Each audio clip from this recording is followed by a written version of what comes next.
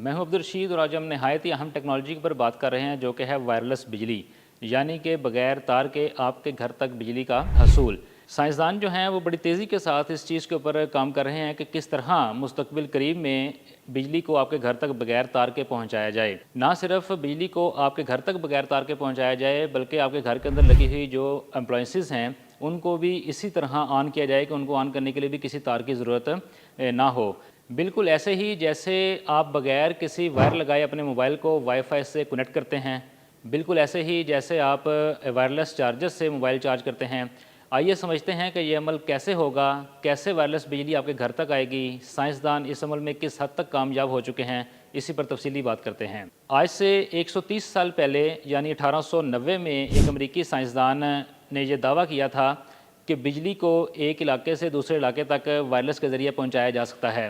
اس سائنسدان ٹیسلا کا یہ خیال تھا کہ جب ہم ریڈیو کی فریکوینسی یعنی اس کی لہروں کو کئی کلومیٹر تک پہنچا سکتے ہیں بغیر وائر کے، تو بجلی کی ترسیل بغیر وائر کے کیوں وہاں تک نہیں جا سکتی۔ اسی مقصد کے لیے امریکہ میں ایک ٹاور بنایا گیا جس کا مقصد صرف ریڈیو سگنل بھیجنا نہیں تھا بلکہ وائرلیس بجلی کی منتقلی کا تجربہ بھی تھا، لیکن مالی مشکلات اور اس دور کے محدود ٹیکنالوجی کی وجہ سے یہ منصوبہ مکمل نہ ہو سکا اور یوں ٹیسلا کا خواب ایک صدی تک ادھورا رہا۔ میں اگر مزید بات کروں تو گزشتہ 20 برسوں میں اس شعبے میں حیران کن پیش رفت ہوئی ہے۔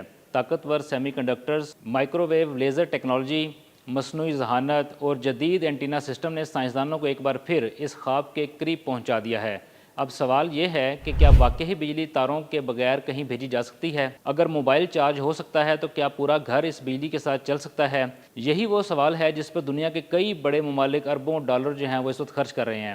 امریکہ کی کمپنی پاور کاسٹ کئی برسوں سے کم طاقت والے سینسر، آئی او ٹی ڈیوائسز اور صنعتی آلات وائرلیس بجلی فراہم کرنے کے لیے ٹیکنالوجی کو تیار کر رہی ہے۔ اسی طرح نیوزی لینڈ کی کمپنی بھی ایک ایسی ہی ڈیوائس تیار کر رہی ہے جس سے زیادہ فاصلے تک بجلی کو منتقل کیا جا سکے اور اس کے کامیاب تجربات بھی اس میں ہو چکے ہیں۔ جاپان اس سے ایک قدم آگے نکل چکا ہے۔ جاپان کی خلائی ایجنسی جازا کئی برسوں سے ایسے منصوبے پر تحقیق کر رہی ہے جس میں خلا میں بہت بڑے سولر پاور اسٹیشن نصب کیے جائیں گے۔ کیونکہ خلا میں سورج کی روشنی تقریباً مسلسل دستیاب ہے، وہاں بننے والی بجلی کو مائکرو ویوز کی شکل میں زمین پر بھیجا جائے گا اور زمین پر موجود خصوصی ریسیور اس مائکرو ویو کی توانائی کو دوبارہ بجلی میں کنورٹ کریں گے، یعنی سورج خلا میں ہوگا، بجلی خلا میں تیار ہوگی اور توانائی بغیر تاروں کے زمین تک پہنچے گی۔ صرف جاپان ہی نہیں بلکہ چین بھی خلائی سولر پاور اسٹیشن اور وائرلیس پاور ٹرانسمیشن پر بڑے پیمانے پر سرمایہ کاری کر رہا ہے۔ چین آئندہ برسوں میں تجرباتی خلائی پاور اسٹیشن بھیجنے کے منصوبے پر کام کر رہا ہے۔ دوسری طرف یورپی خلائی ایجنسی بھی اس تحقیق میں شامل ہے اور یہ جاننے کی کوشش کر رہی ہے کہ مستقبل میں خلا سے آنے والی شمسی توانائی زمین کی بجلی کی ضرورت کو کیسے پوری کر سکتی ہے۔ زیادہ امکان یہی ہے کہ مستقبل میں دو طرح کے نظام جو ہیں وہ استعمال ہوں گے۔ ایک یہ کہ شہروں میں موبائل ٹاور کی طرح خصوصی ٹرانسمیٹر لگائے جائیں جو محدود فاصلے تک وائرلیس بجلی منتقل کریں۔ دوسرا نظام یہ ہو سکتا ہے کہ خلا میں موجود سولر پاور اسٹیشن بجلی زمین تک بنا کر بڑے ریسیور اسٹیشن تک بھیجیں اور پھر وہ بجلی موجودہ گرڈ اسٹیشن سے گھروں تک پہنچے۔